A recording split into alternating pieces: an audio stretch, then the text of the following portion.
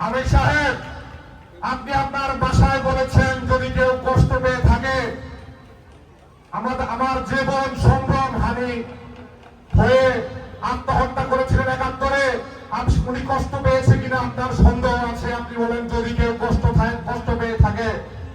আমার যে মা তার সন্তান হারিয়েছেন, সেই মা কষ্ট পেয়েছেন কিনা আপনি সন্দেহ মূলকভাবে বলতেছেন যদি কেউ কষ্ট পেয়ে থাকে।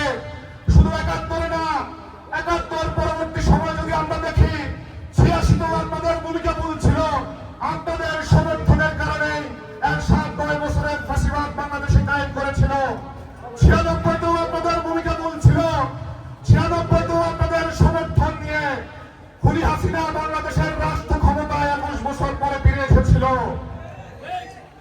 প্রিয় বন্ধুগণ, গত কিছুদিন আগে আমরা দেখেছিলাম জামাতের সিরাজগঞ্জ জেলা সেক্রেটারি ছিলেন জাহিদ সাহেব বলেছেন গণঅভ্যুত্থান পরবর্তী বাংলাদেশে আওয়ামী লীগ অনেকের হাতে নির্যাতিত হয়েছেন, কিন্তু জামাতের হাতে নির্যাতিত হয়েছে এরকম কোন ঘটনা নাই, এবং তার জন্য আগামী নির্বাচনে আওয়ামী লীগ জামাতকে ভোট দিবে। ওনাকে ওই সাংবাদিক প্রশ্ন করেছিলেন যে আপনার নাকি আপনার ব্যক্তিগত সিদ্ধান্ত নাকি আপনার দলীয় সিদ্ধান্ত ছিল আওয়ামী লীগের উপরে নির্যাতন করা যাবে না। উনি বলেছিলেন এটা আমাদের দলীয় সিদ্ধান্ত।